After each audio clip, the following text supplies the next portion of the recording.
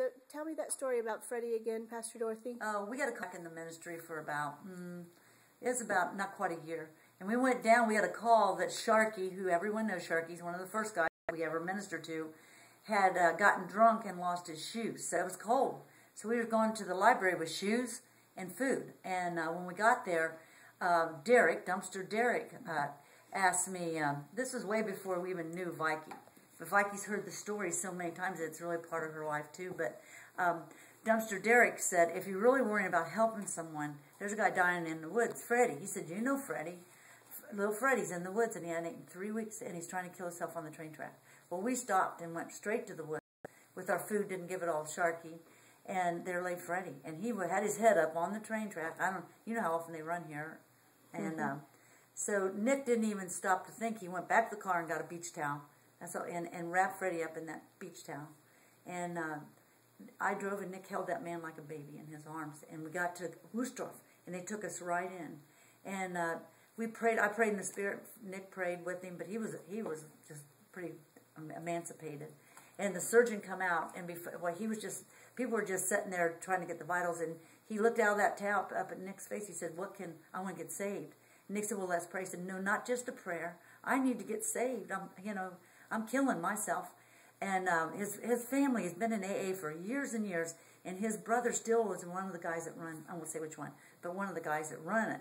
So anyway, he prayed the prayer of salvation, and he just like straightened up and got sober enough. And then the doctor asked him the questions, but he never came back to our streets. We had went down to meet him at an AA meeting to take him food until he got established again. But he's never been back on the streets. He'll ride the bike past us, but he stays away from the guys that are using, and that's been 14 and a half years ago. He's what still happened sober. to that emergency room doctor? You said that he was just started removed crying because it was this guy was like in a coma almost, and hadn't eaten 3 weeks, or the only thing he was doing was drinking rot gut. Someone had made some what is that stuff? Hooch in the woods with grapefruit juice and pure wood grain alcohol. Oh my! And that's all he ate, and he was gone. But anyway, the surgeon, the guy, not the surgeon, but the emergency room doctor, that doc sat there and cried when he just come out and said, oh gosh, oh my goodness, Jesus, he really got saved. I haven't seen that on the street so often where someone really, and then you expect, he was just transformed. He was transformed. Now he's an influential part of several of the AA groups in the area. And he didn't come back to us because he needed to stay away from the guys. Yeah. But that once you see that happen, it's a miracle. And I'll tell you another one was Sharky. One time we were down, we love Sharky. Anyone in this area knows who Sharky is. He wears a straw hat and rides a 3-wheeler bike. Right. And he's a philosopher because he's, he drinks and they like to talk about that. But one time, when Sharky gets drunk, he gets mouthy. And someone beat him so bad, broke both of his legs. And we got a call on a Saturday and said it was a place called Carmalt. In fact, it was a rough place. And they said they won't let him out of there. He said, I'll go get him. And the guy said, no, you can't. Those are mean boys, and they're not letting anyone come in. Well, Nick went down and went through the door and knocked the door down to the apartment and picked Sharky up, and we took him to the hospital. And he went through a detox, and he got clean. And Clayton's hired him for us and put him in a place. He had his own, he loved sports, so he had his own cable TV. He was there 4 years at Clayton. And we went in there and told them, he can't have a sip, a hoot, a snort, a pill, a needle, never, never again. That's what I always say, how I got clean.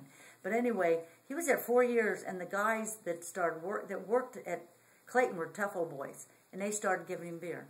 And it was less than 6 months. We were doing a ministry called Rob's Place down at Solid Life in Carnival Mall. And we were coming back there leaving. It was about 10 o'clock, and Nick said, what's that on the middle of the road? It was Sharky riding his bike. He almost got killed that night. Now Sharky's made a decision. He chose death over life, and he's back in the woods now. And some days he's sober, and most days he's not. Did you ever see the fellow that was on that train track? Did you ever see him again? Yeah, that's Freddie, and we see him riding a bike from AA to his room. He's alive, and he's been alive for, like I said, 14 and a half years. Oh, that's awesome. Yes, and when he does see us, we saw him in Burger King one day, and he said, you who got, he didn't say God then, though, but he said, you are how I got my salvation. And, he never, I don't think maybe he goes to the Catholic Church, but he got off the streets. That's if awesome. we wouldn't have been there that day, Yes. you know. Who knows? Oh, I got another